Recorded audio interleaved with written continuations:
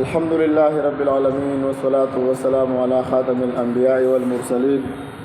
وعلى آله وأصحابه أجمعين ومن تبعهم بإحسان إلى يوم الدين.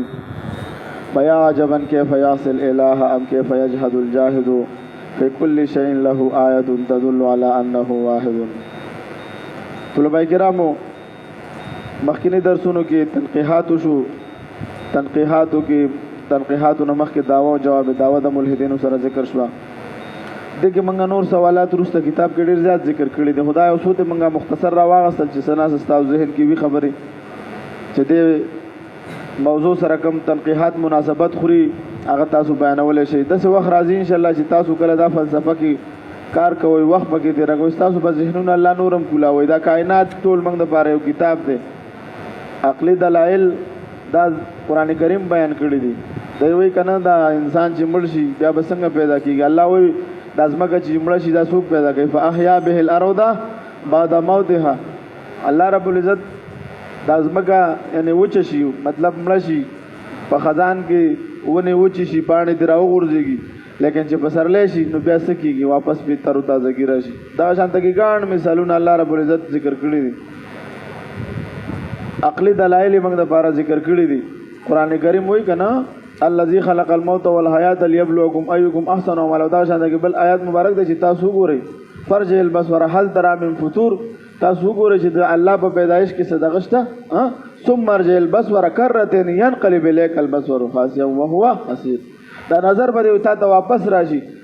الله د رحمان ذات په پیدایش کې دونه کمواله هم نشته. دا عقلی دلایل موږ ته بیان کړی دي. هم د نن چې کم ساينس کم ایجادات کوي کم تجربات کوي لیکن داغه وضاحت اسلام مخ کې نه کړی دی. نو تاسو چې کله په دې موضوع کې بیا کار کوئ نو الله رب العزت بس تاسو ذهن په دې کې کولاوي. نو دا اوسو تنقیحات موږ د دې لپاره ذکر کړیو. نن چې زمونږ د کم موضوع د زمونږ عنوان د درس نو هغه مغربي اصطلاحات او د دې تعریفات به موږ ذکر کوو. مولوی زبانو مغربي اصطلاحاتونه از د کولو بغیر تاسو د الحاد د موضوع هم نشي خبرېدل او تاسو دام نشي پیژندل چې تاسو مه ته دا تحریناس دا د کمی فلسفې نه متاثر شوی دی. ځکه دا دهریان چې دي دا د مذاهبونو راوتی دي. د مذاهبونو د بعضې د فلسفو نه متاثر شوي بس هغه فلسفې خوښه شي. بعضې خلک ویره وایي بس مساوات فلسفې د مساوات نه متاثر شي. بعضې خلک د ازادۍ د فلسفې نه متاثر شي. سوچ وکړي چې هلکه دا خو ډېره ښه ده هر سړي ته ازادي ده هر چا باره کې خبرې کوه که ته هغه یو روحاني شخصیت وي یو مملکت صدر وي وزیر اعظم وي ستا خوښه ده چې هغه باره کې هر څه کې ازادي مساوات.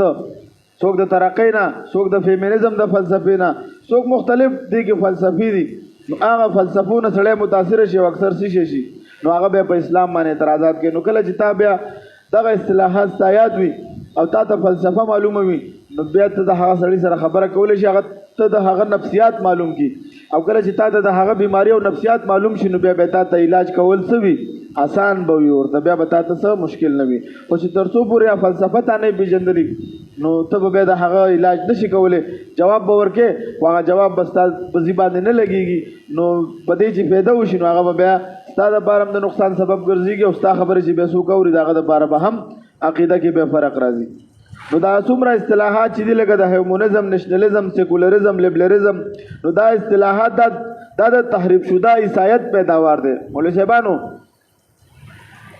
دا څومره اصطلاحات چې دي دا د چا نه راوتي دي د دې عیسایانو نه. تاسو ته تاریخ بیان شو چې موږ په ترقۍ کې وو زمونږ په ښارونو کې برڼاګانې بلېدلې دوی په تیارو کې پراته وو. موږ تعلیم یافته وو دوی ناخوانده وو. دوی د جهالت په تورو تیارو کې پراته وو. دوی به ناولي ګرځېدل مردار به ګرځېدل د خپل ځان د صفای نه خبر نه وو د معاشرې د ژوند نه خبر نه. ولې په دوی د علم پابندي وه. دوی ته د بایبل د تشریحاتو د بایبل د تلاوت او د بایبل د مطالعې حق هم بادریانو نه ورکو. دا ټوله معاشره د عیسایت داسې په تیارو کې پرته وه. تاریخ تاسو ته بیان شو. لیکن زمونږ د مسلمانانو په ښارونو کې په اندلس کې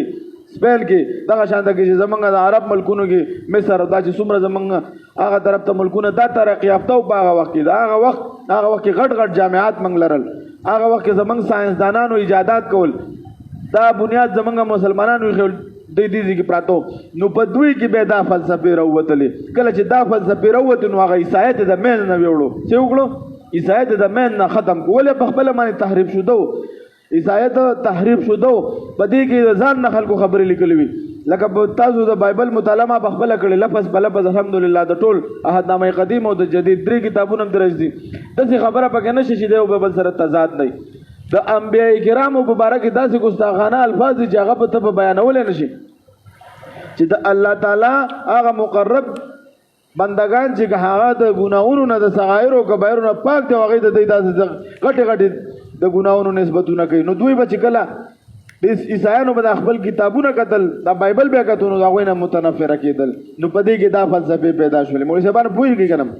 بایبل دا هغه مقدس انجیل نه دی کوم چې په حضرت عیسی علیه السلام باندې نازل شوی دی بلکې په دې کې دوی د ځان نه تحریفات کړي دي مولوی صاحب مخکې وایا بسم الله الرحمن الرحیم د قرون وسطا پورې په یورپی معاشره باندې د کلیسا غلبه وا ټول اختیارات د پوپ پادری په لاس کې تر دې پورې چې د جنت او د آخرت د نجات هم د پادری په خوشنودۍ باندې وا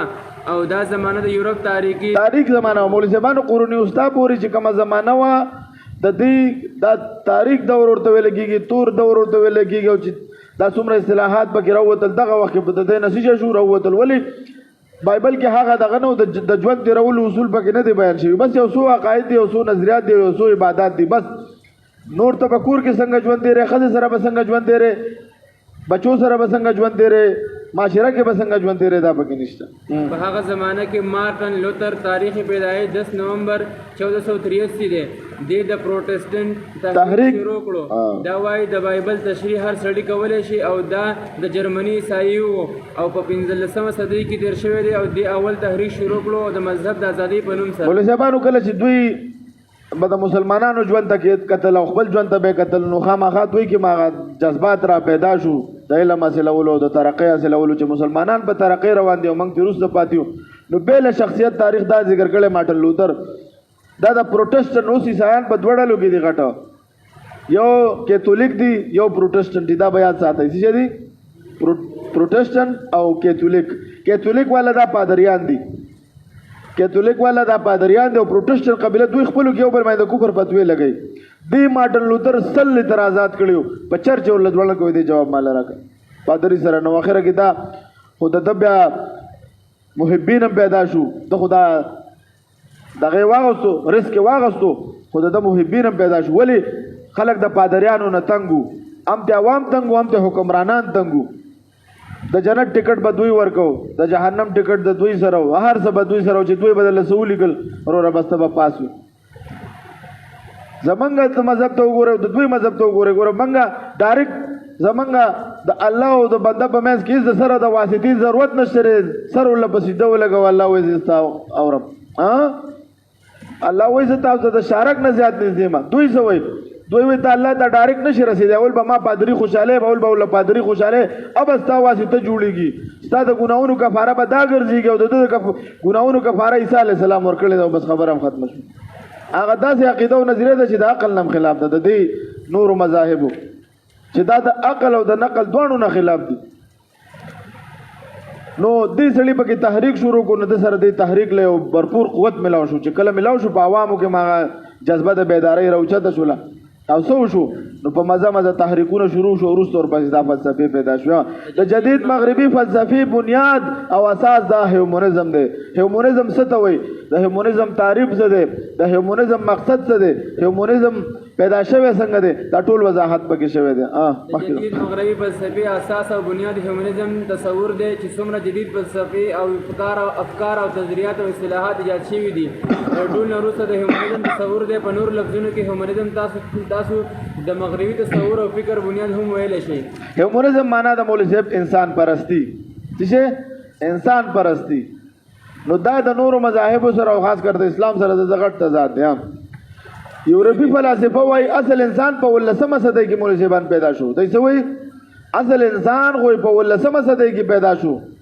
یعنی انسان آزاد دی څه دی یعنی آزاد انسان پیدا شو د چا د حکم پابند نه دی هیومنزم تا انسان پرستی وایي نو هیومنزم په مطالعه کولو سره انسان مولوی صاحبانو ګوري دې نتیجې ته ورسیږي چې هومونیزم انسان د خدای په مقام باندې فایز کوي. دا وایي دا ذات دې باندې برنه د چا اختیار په نشته چې ته وایي چې ته مونځ وکړه، ته وایي چې ته روژه ونیسه، ته وایي چې ته څه وکړه نیک اعمال کوه. نه، ستا خوښه ده که نیک اعمال کې کوې او که نیک یې مې کوه. په یورپي معاشره کې مولوي صاحبانو، یورپي معاشره کې د نیک او د بد تصور نشته. که یو سړی کلب ته ځي پوهېږئ که نه، او که یو سړی جومات ته ځي، دا دواړه برابر دي. لیکن تا سره اختیار نشته چې هغه ته ووایي چې تا دا بد کار وکړو. دا د هیومنیزم د فلسفې هغه بنیادونو کې شامل دی. زه مولوي صاحب مخکې وایم هیومنیزم د ټولو مذاهب مقابله کې یو داسې مذهب دی چې په کوم کې د انسان پرستش کیږي. تاسو به اکثر اورېدلي چې انسانیت د مولوي صاحبانو ګوره دا تاسو واورئ که نه اورئ په خپله معاشره کې و انسانیت د ټولو نه لوی مذهب دی. څه مطلب؟ بس دا انسان دی او بس دغه دی، د ده نه بره څه نشته دی. دا د دې فلسفې په بنیاد خلک دا خبرې کوي. دا موږ اورو زموږ په دې میډیاګانو باندې زموږ دا مشران، دا وزیران اکثر کم چې دا هغه ځایونو نه متاثره دي، وایي انسانیت د ټولو نه لوی مذهب دی. اورئ که نه اورئ، هغه د دې فلسفې په بنیاد پر مثال وایي د هیومنیزم د انسان پرستۍ په بنیاد باندې دوی د څه کوي، داسې خبرې کوي. د دې فلسفې اوس چې ته د دې فلسفې نه نه خبره او تا ته وایي چې یاره انسانیت د ټولو نه لوی مذهب دی، ته به مې دا خو ښه خبره ده، زه ورسره منم در سره. خو چې کله تا ته پته وي چې ستا د دې نه مقصد څه دی، لکه بل چې مفتي صاحب ورته دغه پېښ کول عبارتونه، نو هغه به نیم عبارتونه پېښ کول. مفتي صاحب ورته وویل چې دا عبارتونه خو ته ماته نیم نیم پېښ کړې که نه، ته خو پوره عبارت ماته پېښ کړه. نو دقه شانته کې دی په دې فلسفو کې زمونږ دا خلک د دې نه نه خبر. مولوي صاحبانو وایي یاره انسانیت د ټول نه، انسانیت د ټول نه لوی مذهب دی. موږ مې والله ټیک ده. نه، ته ورته وایې ستا د انسان نه مقصد څه دی؟ دی خو وایي چې د انسان نه بره داسې هستي نشته دی چې دا د هغه د حکم لاندې وي. انسان په خپله باندې خود مختاره دی، دا خپل خیر او شر په خپله پیدا کولی شي. د دوی دا نظریه ده، لیکن دا نظریه زمونږ نه ده او دا د اسلام سره متصادم ده. زه مخکې دریم په هیومنیزم کې د انسان د پرستش طریقه هغه نه ده کومه چې د الله تعالی د عبادت. مولوي صاحبانو ګوره په هیومنیزم کې د پرستش دا طریقه نه ده چې ته به راځې او انسان به ځان له سجده کوي یا به انسان بل انسان ته سجده کوي. نه، هلته انسان خود مختاره دی، که کوي ودرېږي او که نه کوي د خدای د حکم منلو یا د اسلام او یا د بل مذهب د منلو ضرورت نشته دی. څلورم د هیومنیزم مطابق هر یو انسان په خپل ځان کې یو خدای دی. په هیومنیزم کې د مذهب هیڅ قدر او قیمت نشته دی. ښه مولوي صاحبانو ګوره دی هر یو انسان هغوی په دننه کې خپل ځان ته د خدای اختیار ورکړی چې څه خوښه وي هغه کوي. څوک تپوس والا نشته. ځکه خو یورپي معاشره کې پلار سره حق نشته چې زوی نه تپوس وکړي چې دا کار دی ولې وکړو. د مور نه د لور نه تپوس وکړي، د زوی نه تپوس وکړي، مور پاسېږي لور نه تپوس وکړي، زوی نه. استاد سره دونه اختیار نشته چې شاګرد نه تپوس وکړي. دا د هیومنیزم د فلسفې ولې هلته یار ورار سړي خپله خوښه ده، د دې الګ خپله خوښه ده ورور چې څه کوي دی که نه. د هیومنیزم تاریخي پس عهد قدیم هغه زمانه ده کومه چې مولوي صاحبانو اوس تاسو د زمانې وضاحت کیږي. ځه قبل از تاریخ نه شروع ده د قرون وسطی اخري صدۍ پورې د یعنی د 15مې صدۍ پورې د هغه عهد د دې عهد خصوصیت دا دی. عهد قدیم څه ته وایي؟ د 15مې صدۍ پورې زمانې ته څه ویلی کېږي؟ دا به د نسب اورم او دا د هیومنیزم دا دغه هم نه لرم. عهد قدیم د 15مې صدۍ پورې چې کومه زمانه تېره شوې ده قبل تاریخ نه، لکه موږ ورته وایو قبل مسیح ورته وایو که نه، د قبل مسیح نه واله 15مې صدۍ پورې زمانې ته څه وایي؟ عهدنامه قدیم ورته وایي، عهد قدیم ورته ویلی کېږي. عهد قدیم دا د 15مې صدۍ. د دې عهد خصوصیت څه دی؟ دا درته بیانېږي، متوجه شي. د دې عهد خصوصیت دا دی چې په دې عهد کې مذهب ته خاص اهمیت حاصل و، که هغه قدیم یوناني مذاهب او که بت پرستی مذاهب او که ستاره پرستی مذهب او یا آسماني مذاهب یا نور مذاهب او د 15مې صدۍ پورې مذهب غالب و. مولوي صاحبانو د دې عهد خصوصیت به یاد ساتئ، دومره به تاسو پته ولګي. اوس ګوره تاسو د الحاد دغه ته سمندر ته ورخکته کېدی په مزه مزه. اولم تاریخ وپېژندو، دعوه جواب دا تنقیحات د ساینس متعلق څه ناڅه خبرې وشو. اوس به تاسو ورننوځئ، تاسو ته پته ولګي چې دې پورې مذهب غالب و، دې پورې څه مذهب غالب و، که په هر شکل کې و، که د بت پرستۍ مذهب و، که هغه ستاره پرستی وه، که هغه د یونان بت پرستی وه، خو مذهب ته دې وخت کې فوقیت حاصل و. څه د 15مې صدۍ پورې دې وخت پورې د الحاد داسې منظم شکل کې موجود نه و. دا الحاد جدید چې دی دا منظم شکل کې مذهب جوړ شوی دی. دا د ټولو مذاهبو په مقابله کې دی. د ټولو مذاهبو موږ چې کله د مذهب دلته تاسو ته دغه کوو تعریف کوو، نو د مذهب تعریف به موږ تاسو ته شي کوو، د دې د اصطلاح مطابق به موږ تاسو ته کوو. نو دا د ټولو مذاهب سو په مقابل کې د 15مې صدۍ نه واخله تر 14مې صدۍ پورې زمانې ته عهد نشاط ثانیه او د هیومنزم ابتدایي دغه وخت کې دا پیدا شو مولوی صاحبانو هیومنزم ابتدا د څو وخت نه وشوله د 15مې د 15مې صدۍ نه واله تر د 14مې صدۍ پورې دې ته عهد نشاط ثانیه ویل کېږي مولوی صاحب او دې وخت کې ابتدا وشوله دغه د دې نه وروسته د 14مې صدۍ د اوس نه تر د زمانې 2000 دا اوس 2022 دی کنه نو 2000 کاله پورې پر مثال دې ته عهد جدید وایي دې ته درې عهد وایي مولوی صاحبانو درې عهد شو عهد قدیم شو د 15مې صدۍ پورې د 15مې صدۍ نه 14مې صدۍ پورې دې ته نشاط ویل کېږي او دغه شانته کې د 14مې صدۍ نه واله تر د 2000 پورې دې ته عهد جدید ویل کېږي دا ټول فلسفې د مغرب ترقیم دوی دي چې وګړه د 15مې صدۍ نه وروسته دوی په ترقۍ اوچت شو موږ په زوال لالو ولې په زوال لالو موږ خپل مذهب پرېغوستو هغوی په موږ کې راننوتل همفرې په نوم باندې چې د کوم دغه شروع کو تحریک شروع کو زموږ د مسلمانانو غټ غټ خلک یې واغستل عبدالوهاب نجدي صاحب او داسې نور هغه لیکلي دي والله اعلم دغه کتاب دی حنفرې په نوم باندې هغه رساله په بیا په د دنیا په هر ژبه کې هغه چاپ شو چې هغه خلافت عثماني څنګه ختم کو نو دوی د دې نه شروع کړه او زمونږ په 1914 کم 1923 کې خلافت عثماني استا دړې وړې کړو نو هغه نورسته ته په زوال کې شو هغه درنه لاړ هغه ویلې هم پرې وي موږ بسل کال وروسته مړیو زمونږ بچي په دوی حکمرانی کوي نن ټول یورپ په موږ حکمران دي نن موږ د دنیا په سطح باندې خډیریو زمونږ مثال د زګ دی د سیلاب د زګ نبی علیہ السلام حدیث مبارک دی وای داسې زمانہ براشي دا کافر به یو بل دعوت ورکړي راځي چې په ورزو صحابه تعجب کوي د الله رسول الله موږ به ډېر کم یو نو نه تاسو به دومره د سیلاب د زګ نه بم زیاتې خو تاسو قدر او قیمت باندې هغه وخت نن موږ مسلمانان موږ خو په خوب دی چې رب بس والله الکه دا امت به بیا راوچتول دي دا دې کې بزوانان پیدا کیږي د دې امت د لپاره بکار کیږي هله به موږ واپس بخپلو الله وایي چې کم قوم په خپل باندې خپل حالات بدل نه کی زه ورته نه بدلو نو دا زموږ د ذمہواری د خپل قوم کې بیداری راولو د خپل استعداد مطابق منسوب کو واریو مهنت کو چې بای منګ په حیثیت قوم د اسلام د مسلمانۍ منګ بسنګ واپس د دې کافرو سره بسترګو کې سترګیا چو دا یو ځوان وی تحریک شروع کړي وی لیکن روسته الله رب العزت نو دا چې بهر یو زموږ مرګره دا عهد کوي چې بای دا منګ دا ضروری ده چې منګ د دې مقابله هم کو کنور سم نه خپل عوام هو د دې فلسفو د دغه نه خبر کو کنه چې دوی موږ ته وایي چې انسانیت د ټول نه لوی مذهب دی ته ورته وایي چې د تاسو مطلب دی د دې نه خدای یورپ دا مطلب اخلي نو هغه پوي کول زموږ ذمہواری ده عامل سره مخکې ده کې د ټولي فلسفي ایجاد شوی دي د کوم چې ذکر روس روان دي او کال 2000 نوروسته بل دور شروع دي بل دور شروع دی چې هغه ته دیو نوم ورکوي د پوسټ ماډرنزم ولې زبانو د 2000 نوروسته چې کومه بل نظریه پیش ولګي وبراوړه هغه ته ته سوې پوسټ ماډرنزم دوی دا بل نظریه اوس لري د پنځل مولوی صاحبانو پويږي کنه پويږي اے مولوی صاحبانو پويږي ځانیخ کې نه غره د 15مې صدۍ پورې مذهب ته غلبه حاصله وکنه 15مې صدۍ نه واله تر د 18مې صدۍ پورې بس دې کې کشمکشو د مذهب او هیومنزم په ور حاوی شو په مذهب باندې یو دا هیومنزم چې حاوی شو در 2000 پورې 2000 پورې د دهریت د دې فلسفو رواجو دا فلسفي او چلی دي د 2000 نورسته اوس دا فلسفه هم ختم شوه اوس وای دا پوسټ ماډرنزم اوس وای رورا فلسفه هم غلطه ده او مذهب هم غلط دی دا فلسفي چې دی وای دا اصول لري هغه نورم سوچو وای دا د هیومنزم فلسفه ده دا خو یو څه سوچ دی فکر دی او نظریه د مذهب دی دا خو مذهب شو کنه وای منه دام نه منم زه دام نه منم د پوسټ ماډرنزم څه مطلب سچ دې خو یا کو دنیا کې رښتیا نشته رې سچ استاد له ګراله بس دا رښتیا دي دغه نور مولا بیړه غرګړه د پوسټ ماډرنزم د فلسفي هر څه ورته تباہ او برباد کو ځکه د هیومنزم هم څه اصول ټیک ده چې د مذهب سره په ټکراو کې خو اصول خو لرل کړه خو د پوسټ ماډرنزم هغه دا فلسفه هم تباہ کړه ضرور د مذهب هم څه اصول دي او د فلسفه هم څه اصول دي نو بس دوه منه دوه د مذهب او د فلسفو جنگ دی موږ به یو سیټ تکینو بس موږ به مزه کو